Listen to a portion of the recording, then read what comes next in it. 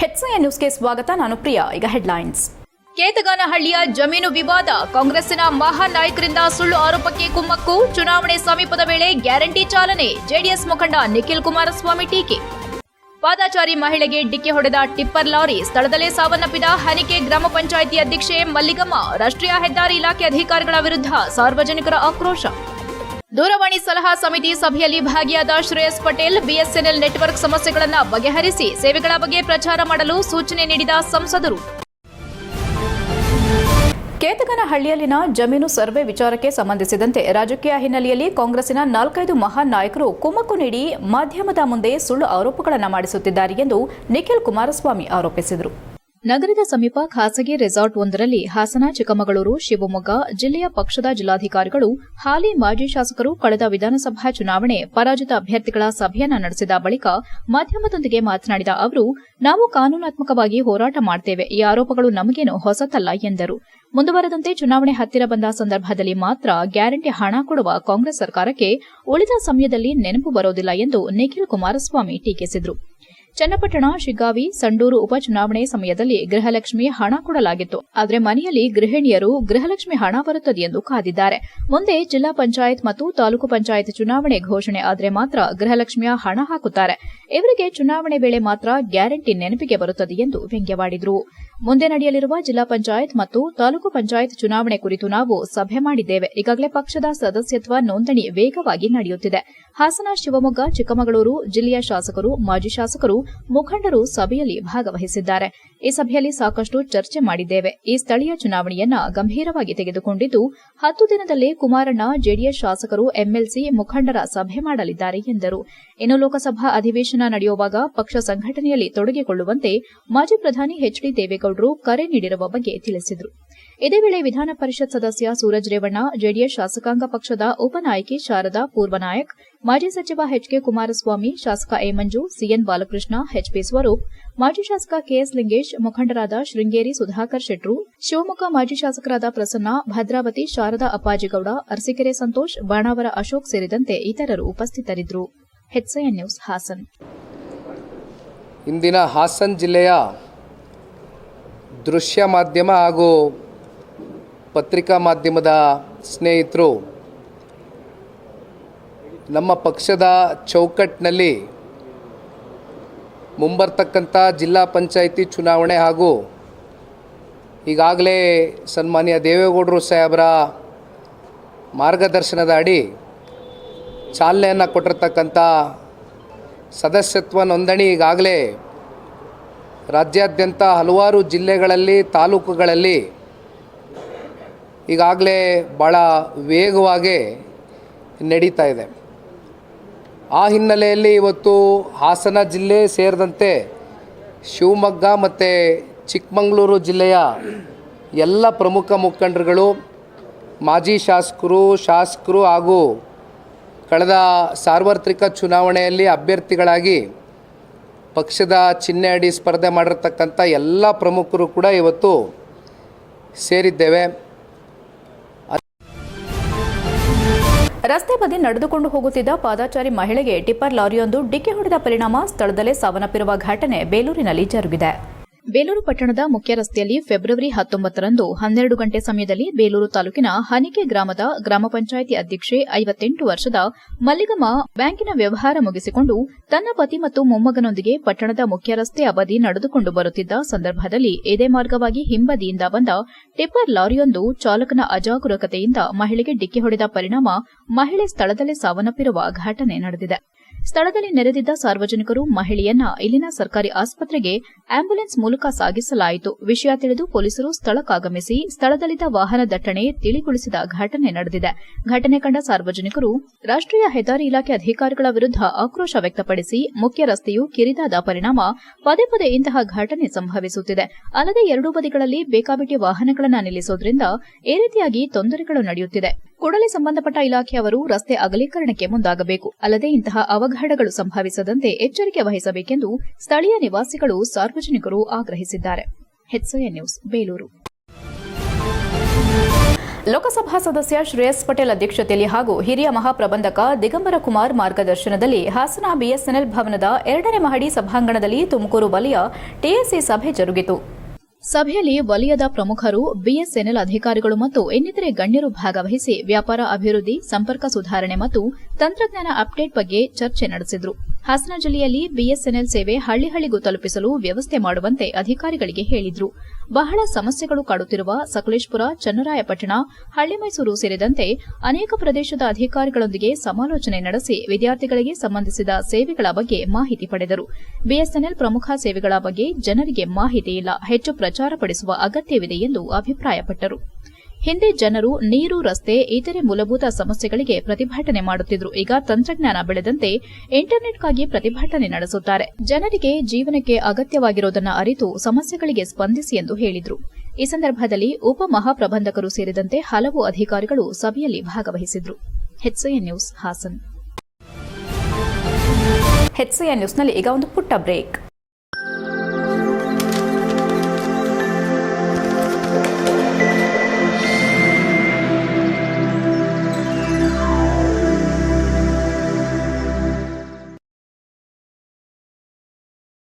ಬ್ರೇಕ್ನ ನಂತರ HCN ನ್ಯೂಸ್ಗೆ ಸ್ವಾಗತ. ಹಾಸನ ನಗರದ ಎಂಜಿ ರಸ್ತೆ ಬಳಿ ಇರುವ ಗಾಂಧಿ ಭವನದಲ್ಲಿ ಫೆಬ್ರವರಿ 23ರಂದು ಭಾನುವಾರದಂದು ವಿಜ್ಞಾನ ಕಾರ್ಯಕರ್ತರ 9ನೇ ಸಮ್ಮೇಳನದ ಅಂಗವಾಗಿ ಕೆಎಸ್ ರವಿಕುಮಾರ್ ವಿರಚಿತ ಬಿಜೆವಿಎಸ್ ಪ್ರಕಟಿತ ಹವಾಮಾನ ಬದಲಾವಣೆ ಬೇಕೆ ಈ ದಿನಗಳು ಕುರಿತು ಪುಸ್ತಕ ಬಿಡುಗಡೆ ಮತ್ತು ವಿಚಾರ ಸಂಕಿರಣ ನಡೆಯಲಿದೆ ಎಂದು ಬಿಜೆವಿಎಸ್ ಗೌರವಾಧ್ಯಕ್ಷೆ ಡಾ ಎ ಸಾವಿತ್ರಿ ಮತ್ತು ಕಾರ್ಯದರ್ಶಿ ಅಹಮದ್ ಹಗ್ರೆ ತಿಳಿಸಿದರು. ಹಾಸನದಲ್ಲಿ ಮಾತನಾಡಿ 2025ರ ಫೆಬ್ರವರಿ 23ರಂದು ಹಾಸನ ಜಿಲ್ಲಾ ಬಿಜೆವಿಎಸ್ 9ನೇ ಜಿಲ್ಲಾ ಸಮ್ಮೇಳನ ನಡೆಯಲಿದ್ದು, ಇದರ ಅಂಗವಾಗಿ ಬೆಳಗಿನ ಉದ್ಘಾಟನಾ ಅಧಿವೇಶನದಲ್ಲಿ ಹಾಸನ ಜಿಲ್ಲೆಯ ವಿಜ್ಞಾನ ಬರಹಗಾರ ಕೆಎಸ್ ರವಿಕುಮಾರ್ ಅವರು ಬಿಜೆವಿಎಸ್ ಹೊರತರುತ್ತಿರುವ ಶೈಕ್ಷಣಿಕ ಮಾಸಪತ್ರಿಕೆ ಟೀಚರ್ನಲ್ಲಿ ಭೂಗ್ರಹ ಕಳೆದ 3 ವರ್ಷಗಳಿಂದ ಜಾಗತಿಕ ತಾಪಮಾನದ ಬಿಸಿಗೆ ಬದಲಾದ ಹವಾಮಾನ, ಜಗತ್ತಿನ ದುಡಿಯುವ ವರ್ಗಗಳ ಜೀವನದ ಮೇಲೆ ಮತ್ತು ಗ್ರಾಮೀಣ ಸಂಸ್ಕೃತಿ ಮೇಲೆ ಮಾಡಿದ ಅನಾಹುತಗಳ ಕುರಿತು ದಾಖಲಿಸಿದ ಸರಣಿ ಲೇಖನಗಳ ಗುಚ್ಛ ಹವಾಮಾನ ಬದಲಾವಣೆ ಬೇಕೆ ಈ ದಿನಗಳು ಪುಸ್ತಕ ಬಿಡುಗಡೆ ಹಾಗೂ ಈ ಸಂದರ್ಭದಲ್ಲಿ ಹವಾಮಾನ ವಿಪ್ಲವ ಭೂಜೀವಿಗಳ ಮೇಲೆ ತಂದಿರುವ ಕಂಟಕದ ಕುರಿತು ವಿಚಾರ ಸಂಕಿರಣ ಕೂಡ ನಡೆಯಲಿದೆ ಎಂದರು.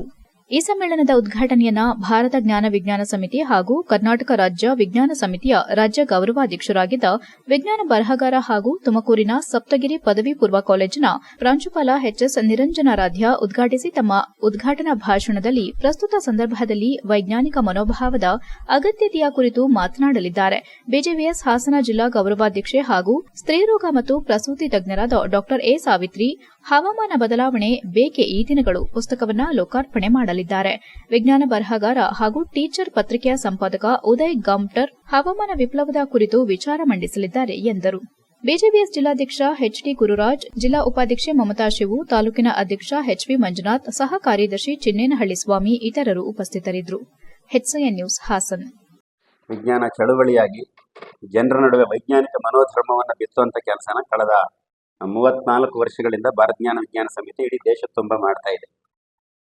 ಭೂಪಾಲ್ ಗ್ಯಾಸ್ ಟ್ರಾಜಿಡಿಯ ಹಿನ್ನೆಲೆಯಲ್ಲಿ ಹುಟ್ಟುಕೊಂಡಂಥ ಈ ಸಂಘಟನೆ ಜನಗಳಿಗೆ ಕನಿಷ್ಠ ವಿಜ್ಞಾನದ ಜ್ಞಾನ ಕೊಡಬೇಕು ಅನ್ನುವ ನೆಲೆ ಒಳಗಡೆ ದೇಶ ತುಂಬ ಜಾಥಾ ಹೊರಡಿತು. ಕರ್ನಾಟಕದಲ್ಲಿ ಎಚ್ ನರಸಿಂಹಯ್ಯನವರ ನೇತೃತ್ವದಲ್ಲಿ ಹೊರಡಿತು. ಆದರೆ ಜಾಥಾ ಹೋದಾಗ ಗೊತ್ತಾಗಿದ್ದೇನು ಅಂತಂದರೆ, ನಮಗೆ ಸ್ವಾತಂತ್ರ್ಯ ಸಿಕ್ಕಿ ಹೆಚ್ಚು ಕಡಿಮೆ 90ನೇ ಇಸ್ವಿ ಅಂತಂದರೆ 47 ವರ್ಷ ಆಗೋಗ್ಬಿಟ್ಟಿತ್ತು. ನಮಗೆ ಸ್ವಾತಂತ್ರ್ಯ ಸಿಕ್ಕಿ 50 ವರ್ಷದ ಹತ್ತಿರ. 50 ವರ್ಷ ಆದರೂ ಕೂಡ ನಮ್ಮ ಲಿಟ್ರಸಿ 50% ರೇಟ್ಗಿಂತನೂ ಬಹಳ ಕಡಿಮೆ ಇತ್ತು. ವಿಶೇಷವಾಗಿ ಗ್ರಾಮೀಣ ಪ್ರದೇಶದಲ್ಲಿ ಲಿಟ್ರಸಿನೇ ಇರಲಿಲ್ಲ. ವಿಜ್ಞಾನ ಹೇಳೋಕ್ಕಿಂತ ಮುಂಚೆ ನಾವು ಸಾಕ್ಷರತೆಯನ್ನು ಹೇಳಬೇಕು ಅಂತೇಳಿ ಎರ್ನಾಕುಲಂನ ಜಿಲ್ಲೆಯನ್ನು ಮಾದರಿಯಾಗಿ ತಗೊಂಡು ಸಾಕ್ಷರತಾ ಆಂದೋಲನವನ್ನು ಶುರು ಮಾಡುತ್ತೆ. ಆ ಸಾಕ್ಷರತಾ ಆಂದೋಲನ ಶುರು ಮಾಡ್ಲಿಕ್ಕೋಸ್ಕರನೇ ಭಾರತ ಜ್ಞಾನ ವಿಜ್ಞಾನ ಸಮಿತಿ ಜನ್ಮ ತಾಳಕ್ಕೆ ಹುಟ್ಟುತ್ತೆ. ಗೊತ್ತಾಗ್ತಾ ಇದೆ, ಈ ವೈಜ್ಞಾನಿಕ ಆವಿಷ್ಕಾರಗಳು ಹೆಚ್ಚು ಬಂದಷ್ಟು ಅವುಗಳನ್ನ ಸರಿಯಾದ ರೀತಿಯಲ್ಲಿ ಉಪಯೋಗಿಸ್ಕೊಳ್ದಲೆ ಏನೇನು ಅನಾಹುತಗಳಾಗ್ತಿದೆ ಅಂತ ಹೇಳಿ ಈ ನಿಟ್ಟಿನಲ್ಲಿ ನಾವು ವೈಜ್ಞಾನಿಕ ಅಂದ್ರೆ ನಮ್ಮ BGVSನ ಮುಖ್ಯವಾದ ಧ್ಯೇಯ ಇದು ಅಂದ್ರೆ ಜನರಲ್ಲಿ ವೈಜ್ಞಾನಿಕ ಮನೋವೃತ್ತಿನ ಬೆಳೆಸೋದು, ಪ್ಲಸ್ ವೈಜ್ಞಾನಿಕ ಚಿಂತನೆಗೆ ಅವ್ರ ನಡೆ ಮಾಡಿಕೊಡೋದು ಹಾಗೂ ನಮ್ಮ ದೇಶವನ್ನು ಪ್ರಗತಿಯತ್ತ ಕೊಂಡೊಯ್ಯೋದು ಅದರ ಮುಖ್ಯ ಉದ್ದೇಶ. ಸೊ ಈ ನಿಟ್ಟಿನಲ್ಲಿ ನಾವು ಆಸ್ ಎ ಡಾಕ್ಟರ್ ನಾನು ಮಾತಾಡೋದಾದ್ರೆ, ಈಗ ವೈಜ್ಞಾನಿಕವಾಗಿ ಚಿಂತನೆ ಮಾಡ್ದಲೇ ಇರೋದ್ರಿಂದ ಅನೇಕ ರೋಗಗಳಿಗೆ ಅಥವಾ ಅನೇಕ ಆರೋಗ್ಯ ಸಮಸ್ಯೆಗಳಿಗೆ ನಮ್ಮ ಜನ ತುತ್ತಾಗ್ತಾ ಇದೆ. ದಿನನಿತ್ಯ ನಮ್ಮ ಆಸ್ಪತ್ರೆಗಳಲ್ಲಿ ನೋಡ್ತಾನೆ ಇದ್ದೀವಿ. ಸೊ ಇವುಗಳ ಬಗ್ಗೆ ಅಂದರೆ ನಾವು ಜನರಲ್ಲಿ ಆರೋಗ್ಯದ ವಿಷಯವಾಗಿ ಜಾಗೃತಿಯನ್ನು ಮೂಡಿಸ್ಬೇಕು, ವೈಜ್ಞಾನಿಕ ಮಾಹಿತಿಯನ್ನು ಕೊಡಬೇಕು, ಮುನ್ನೆಚ್ಚರಿಕೆ ಕ್ರಮಗಳು ಏನು ತಗೊಳ್ಬೇಕು ಅನ್ನೋದು ಹೇಳಬೇಕು. ಉದಾಹರಣೆಗೆ ಚಿಕ್ಕ ಮಕ್ಕಳಿಗೆ ವಿಕಲಚೇತನ ಮಕ್ಕಳು ಸಾಧನೆ ಮಾಡುವುದಿಲ್ಲವೆಂಬ ಆತಂಕ ಬೇಡ. ವಿಕಲಚೇತನ ಮಕ್ಕಳು ಹೆಚ್ಚಿನ ದೈಹಿಕ ಸಾಮರ್ಥ್ಯ ಉಳ್ಳವರಾಗಿರುತ್ತಾರೆ ಎಂದು ಕ್ಷೇತ್ರ ಶಿಕ್ಷಣಾಧಿಕಾರಿ ರಾಜೇಗೌಡ ಹೇಳಿದರು. ಬೇಲೂರು ಶ್ರೀ ಚೆನ್ನಕೇಶವ ಸ್ವಾಮಿ ದೇಗುಲದ ಕಲ್ಯಾಣ ಮಂಟಪದಲ್ಲಿ ಏರ್ಪಡಿಸಿದ್ದ ವಿಶೇಷ ಚೇತನ ಮಕ್ಕಳ ಕ್ರೀಡೆ ಅರಿವು ಮೂಡಿಸುವಿಕೆ ಕಾರ್ಯಕ್ರಮದಲ್ಲಿ ಮಾತನಾಡಿದ ಅವರು, ವಿಕಲಚೇತನ ಮಕ್ಕಳು ಸಾಧನೆ ಮಾಡುವುದಿಲ್ಲವೇನೋ ಎಂಬ ಆತಂಕ ಪೋಷಕರು ಇಟ್ಟುಕೊಳ್ಳಬಾರದು ಎಂದರು. ವಿಕಲಚೇತನ ಮಕ್ಕಳು ದೈಹಿಕ ಸಾಮರ್ಥ್ಯ ಉಳ್ಳವರಾಗಿರುತ್ತಾರೆ. ಅವರೊಂದಿಗೆ ಸಾಮರಸ್ಯದ ಬದುಕು ಸಾಗಿಸಬೇಕು. ವಿಕಲಚೇತನ ಮಕ್ಕಳ ಜನನಕ್ಕೆ ತಾಯಂದಿರಲ್ಲಿ ಅನೇಕ ಸಮಸ್ಯೆಗಳಿರುತ್ತವೆ. 18 ವರ್ಷ ತುಂಬಿದೆ ಹಾಗೂ 40 ವರ್ಷ ನಂತರ ಮಕ್ಕಳನ್ನ ಪಡೆಯುವುದು, ಮಾನಸಿಕವಾಗಿ ಖಿನ್ನತೆಗೆ ಒಳಗಾಗುವುದು ವಿಕಲಚೇತನ ಮಕ್ಕಳ ಜನನಕ್ಕೆ ಕಾರಣವಾಗಲಿದ್ದು ವೈದ್ಯರಲ್ಲಿ ಸಲಹೆ ಪಡೆಯಬೇಕು ಎಂದರು. ಈ ಸಂದರ್ಭದಲ್ಲಿ ಸಾಹಿತಿ ಇಂದಿರಮ್ಮ ಮಾತನಾಡಿ, ಶ್ರೀ ಚೆನ್ನಕೇಶವ ಸ್ವಾಮಿ ದೇಗುಲ ಹೊಯ್ಸಳ ಸಾಮ್ರಾಜ್ಯ ಕುರಿತು ತಿಳಿಸಿದರು. ಮಕ್ಕಳು ಇತಿಹಾಸದ ಬಗ್ಗೆ ತಿಳಿದುಕೊಳ್ಳಬೇಕು, ಶಿಲ್ಪ ಕೆತ್ತನೆಗೆ ಹಾನಿ ಮಾಡಬಾರದು, ವಿಕಲಚೇತನ ಮಕ್ಕಳಲ್ಲಿ ಒಮ್ಮತ ಇರಬೇಕೆಂದು ಆಶಯ ವ್ಯಕ್ತಪಡಿಸಿದರು. ಈ ಸಂದರ್ಭದಲ್ಲಿ ಬಿಆರ್ಸಿ ಶಿವಮರಿಯಪ್ಪ, ವೈದ್ಯೆ ಜಾಹ್ನವಿ, ಬಿಐಆರ್ಟಿ ತಿಮ್ಮೇಶ್, ನವೀನ್ ಕುಮಾರ್ ಹಾಗೂ ಪಟ್ಟಣದ ಅನುದಾನಿತ ಅನುದಾನ ರಹಿತ ಗೆಂಡೆಹಳ್ಳಿ ವ್ಯಾಪ್ತಿಯ 40 ವಿಕಲಚೇತನ ವಿದ್ಯಾರ್ಥಿಗಳು ಪಾಲ್ಗೊಂಡಿದ್ದರು. HCN news Belur. ಜಕಣಾಚಾರ್ಯವರು ನಮ್ಮ ದೇವಾಲಯವನ್ನ ಕೆತ್ತಿದ್ದು ಅಲ್ವಾ? ನೆನಪಿದೆ ತಾನೇ ನಿಮಗೆಲ್ಲ? ನೋಡಿ ಎಷ್ಟು ಚಂದದ ದೇವಸ್ಥಾನ. ಅವರ ಜೊತೆಗೆ ಸಾವಿರಾರು ಜನ ಸೇರಿ ಇದನ್ನ ಸಂಪೂರ್ಣವಾಗಿ ಮಾಡಿದ್ದಾರೆ. ಇವತ್ತಿಗೂ ನಮ್ಮ ದೇವಸ್ಥಾನ ನಮ್ಮ ಜಿಲ್ಲೆಗೆ ಮಾತ್ರ ಅಲ್ಲ, ನಮ್ಮ ರಾಜ್ಯಕ್ಕೆ ಮಾತ್ರವಲ್ಲ, ಪ್ರಪಂಚದಾದ್ಯಂತ ಪ್ರವಾಸಿಗರನ್ನ ಸೆಳೆಯುತ್ತಿರತಕ್ಕಂತಹ ತುಂಬಾ ಮನಮೋಹಕವಾದ ಒಂದು ಶಿಲ್ಪಕಲೆಯನ್ನು ಉಳ್ಳಂತ ದೇವಸ್ಥಾನ. ನಮ್ಮೂರಿಂದ ಒಂದು ಹೇಳ್ಕೊಳ್ಳೋಕೆ ನಮಗೆ ತುಂಬಾ ಹೆಮ್ಮೆ ಆಗುತ್ತೆ ಅಲ್ವಾ?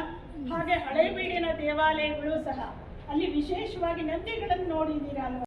ಹಾಗೂ ಕ್ಷೇತ್ರ ಶಿಕ್ಷಣಾಧಿಕಾರಿಗಳ ಕಚೇರಿ ಮತ್ತು ಕ್ಷೇತ್ರ ಸಂಪನ್ಮೂಲ ಕೇಂದ್ರ ಕಚೇರಿ ವತಿಯಿಂದ ವಿಶೇಷ ಚೇತನ ಮಕ್ಕಳಿಗೆ ಕ್ರೀಡೆ ಮತ್ತು ಅರಿವು ಮೂಡಿಸುವಂಥ ಕಾರ್ಯಕ್ರಮವನ್ನು ಇವತ್ತು ಹಮ್ಮಿಕೊಂಡಿದ್ದೇವೆ.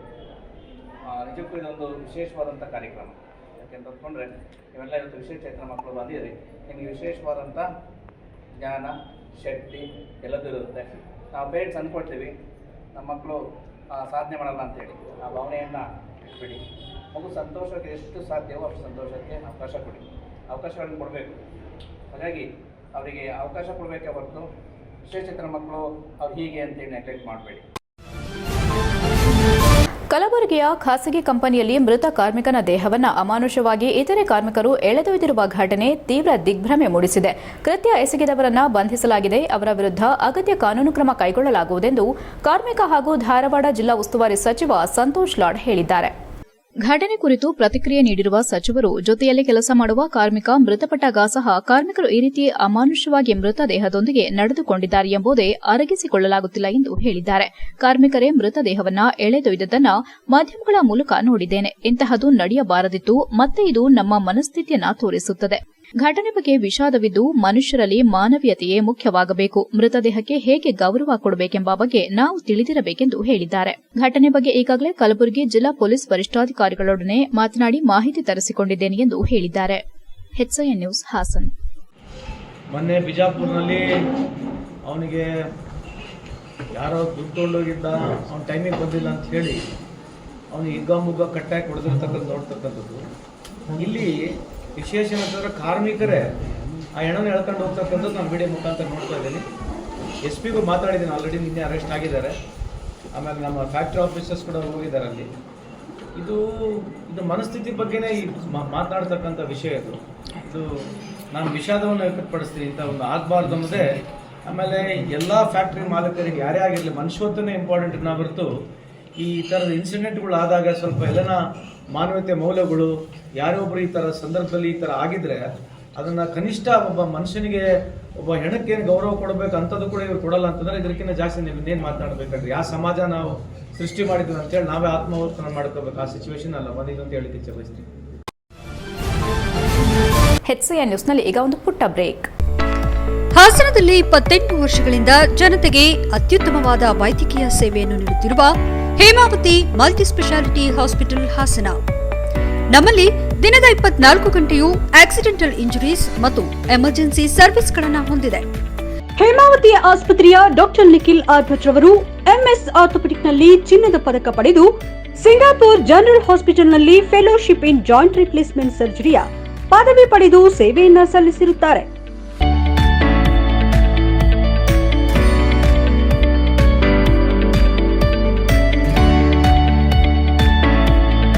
ನಮ್ಮಲ್ಲಿ ಆಂಬ್ಯುಲೆನ್ಸ್ ಸೇವೆಯೂ ಲಭ್ಯ.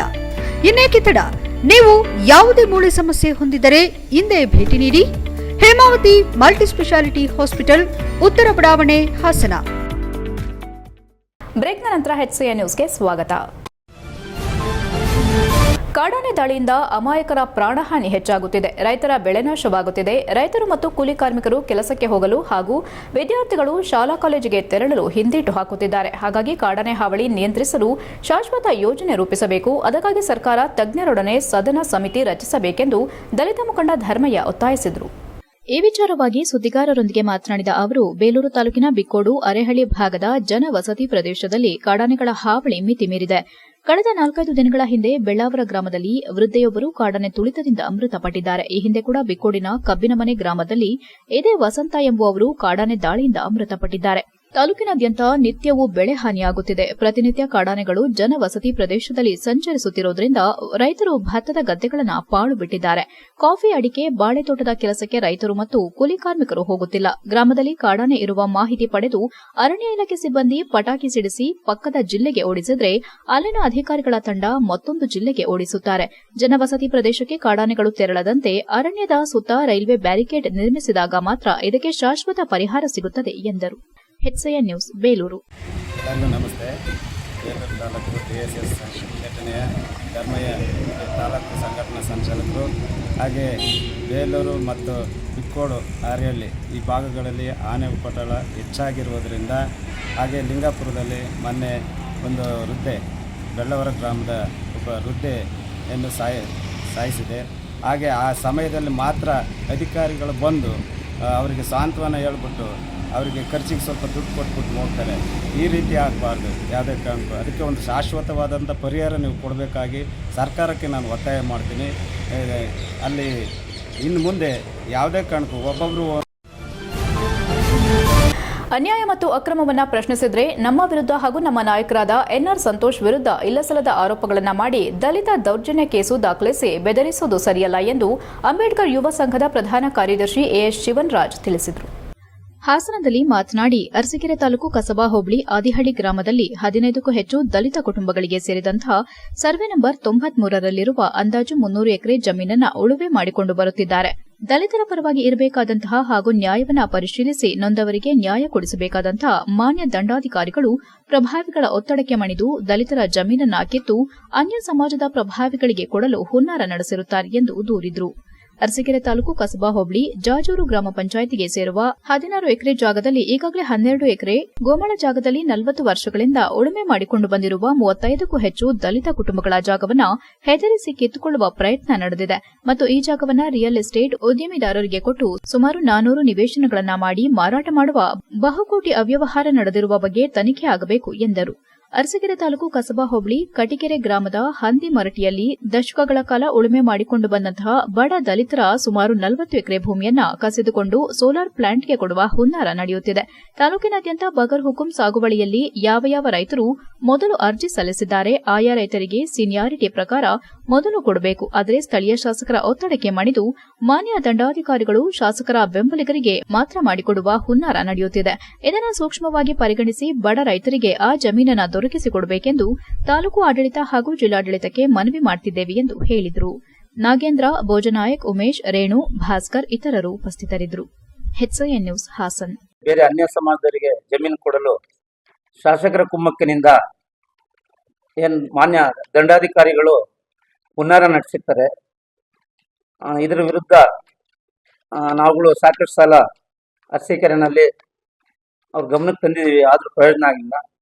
ಅದರಿಂದ ತಮ್ಮ ಮುಖಾಂತರ ಅವರಿಗೆ ನ್ಯಾಯ ಕೊಡಿಸೋದಕ್ಕೆ ನಾವು ಈ ದಿನ ಪತ್ರಿಕಾಗೋಷ್ಠಿಯನ್ನು ಕರೆದಿದ್ದೀವಿ. ಹಾಗೆ ಜಾಜೂರು, ಅರಸೀಕೆರೆ ಜಾಜೂರು ಗ್ರಾಮ ಪಂಚಾಯತಿ ಸಂಬಂಧಪಟ್ಟ 16 ಎಕರೆ, ಅದರಲ್ಲಿ 4 ಎಕರೆ ಸ್ಮಶಾನ, 12 ಎಕರೆ ಗೋಮಾಳ, ಈ ಜಾಗದ ಸುತ್ತ ಒಂದು 2 ಎಕರೆನ ಏನು ಡೆವಲಪರ್ಸಿಗೆ ಕೊಟ್ಟು ಈ ಜಾಗ ದಲಿತರ ಕುಟುಂಬಗಳು 34 ದಲಿತ ಕುಟುಂಬ ಜೀವನ ನಡೆಸ್ತಾ ಇದ್ದಾರೆ. ಇವ್ರನ್ನ ಒಕ್ಕಲೆಬ್ಸಿ ಅಲ್ಲಿ ಲೇಔಟ್ ಮಾಡೋದಕ್ಕೆ ಹುನ್ನಾರ ನಡೆಸ್ತಾ ಇದ್ದಾರೆ. ಇದನ್ನ ಕೈ ಬಿಡಬೇಕೆಂದು ಈ ಮುಖಾಂತರ ಕೇಳ್ಕೊಳ್ತಾ ಇದ್ದೀವಿ. ಹಾಗೆ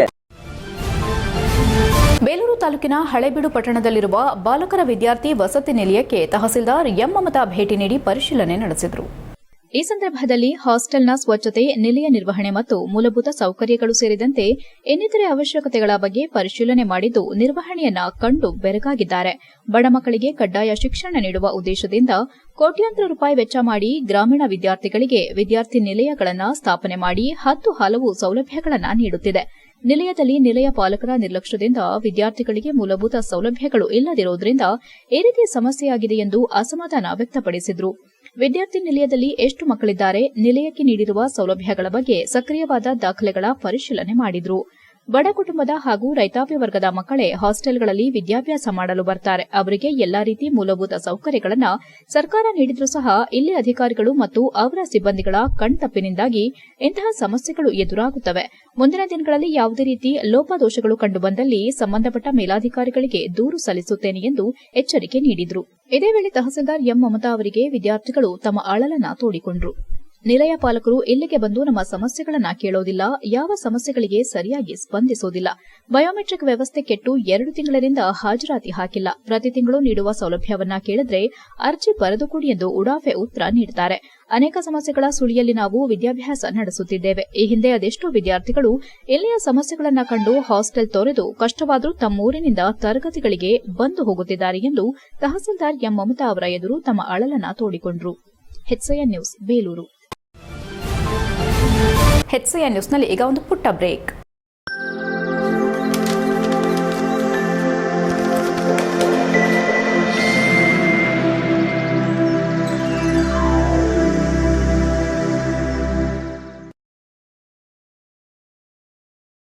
ಬ್ರೇಕ್ನ ನಂತರ HCN ನ್ಯೂಸ್ಗೆ ಸ್ವಾಗತ. ಹಾಸನ ಜಿಲ್ಲೆಯ ಉಸ್ತುವಾರಿಯಾಗಿ ಯಾವುದೇ ಅಭಿವೃದ್ಧಿ ಮಾಡಲು ಸಾಧ್ಯವಾಗದೇ ಇದ್ದಲ್ಲಿ ರಾಜೀನಾಮೆ ನೀಡಿ ಹೊರ ಹೋಗೋದು ಉತ್ತಮ ಎಂದು ಕೆಎನ್ ರಾಜಣ್ಣ ಅವರಿಗೆ ಸಮಾಜ ಸೇವಕ ಅಕ್ಮಲ್ ಜಾವೇದ್ ಸಲಹೆ ನೀಡಿದರು. ಹಾಸನದಲ್ಲಿ ಮಾತನಾಡಿ, ಉಸ್ತುವಾರಿ ಸಚಿವ ಕೆಎನ್ ರಾಜಣ್ಣ ಅವರೇ ನಮಸ್ಕಾರ. ಹಾಸನದ ಉಸ್ತುವಾರಿಯಾಗಿ ಹಾಸನದ ಜನತೆಗೆ ತಾವು ನೀಡುತ್ತಿರುವ ಗೌರವವಾದರೂ ಏನು? ಹಾಸನದಲ್ಲಿ ಎಷ್ಟು ಕಾಮಗಾರಿಗಳ ಗುದ್ದಲಿ ಪೂಜೆ ನೆರವೇರಿಸಿದ್ದೀರಾ? ಎಷ್ಟು ಉದ್ಯೋಗ ಸೃಷ್ಟಿಸಿದ್ದೀರಾ? ಒಮ್ಮೆ ಸಾರ್ವಜನಿಕವಾಗಿ ಪ್ರಕಟಿಸಿ. ರಾಜ್ಯದ ಜನತೆ ಸರ್ಕಾರದ ಬೊಗಸೆಯನ್ನ ತುಂಬಿಸುತ್ತಾರೆ. ತಮ್ಮ ಖರ್ಚು ವೆಚ್ಚಗಳನ್ನ ಸರ್ಕಾರದ ವತಿಯಿಂದ ನೋಡಿಕೊಳ್ತಾರೆ. ನಿಮಗೆ ಓಡಾಡಲು ಕಾರು, ವಾಸಿಸಲು ಬಂಗಲೆಯನ್ನ ಜನಸೇವೆಗಾಗಿ ನೀಡಿರುತ್ತಾರೆ. ಫೋನ್ ಸಹ ನೀಡಿರುತ್ತಾರೆ. ನಿಮ್ಮ ಕುಟುಂಬದ ಆರೋಗ್ಯ ವೆಚ್ಚವನ್ನ ನಮ್ಮ ತೆರಿಗೆ ಹಣದಿಂದ ಸರ್ಕಾರವೇ ಭರಿಸುತ್ತದೆ. ಜನರಿಗೆ ಸಮಸ್ಯೆ ಆದಾಗ ತಮ್ಮ ಗಮನಕ್ಕೆ ತರಲು ತಮ್ಮ ಊರಿಗಾಗಲಿ, ರಾಜ್ಯ ರಾಜಧಾನಿ ಕಚೇರಿಗಾಗಲಿ ಅಥವಾ ಎಲ್ಲೇ ಕಂಡರೂ ಭೇಟಿಯಾಗಲು ಬಂದರೆ ನಾಳೆ ಬನ್ನಿ ಎನ್ನುವ ಉಡಾಫೆ ಉತ್ತರವನ್ನ ನೀಡುತ್ತೀರಾ? ನಿಮ್ಮ ನಡೆಗೆ ಖಂಡನೀಯ ಎಂದರು. ನಮ್ಮ ಹಾಸನ ಜಿಲ್ಲೆಯ ಸಂಸದರು ಹಾಗೂ ತಾಲೂಕಿನ 7 ಕ್ಷೇತ್ರದ ಶಾಸಕರು ಮತ್ತು ಪರಾಜಿತ ಅಭ್ಯರ್ಥಿಗಳು ಸ್ಪಂದಿಸುವ ರೀತಿಯಲ್ಲಿ ಉಸ್ತುವಾರಿ ಸಚಿವರಾದ ನೀವು ಮತ್ತು ನಿಮ್ಮಲ್ಲಿ ಆ ಶಿಸ್ತಿನ ನಡೆ ಕಾಣುತ್ತಿಲ್ಲ. ದಯಮಾಡಿ ಕೈಮುಗಿದು ಹಾಸನ ಜನತೆ ನಿಮ್ಮಲ್ಲಿ ಪ್ರಾರ್ಥಿಸಿಕೊಳ್ಳುತ್ತೇವೆ ಎಂದರು.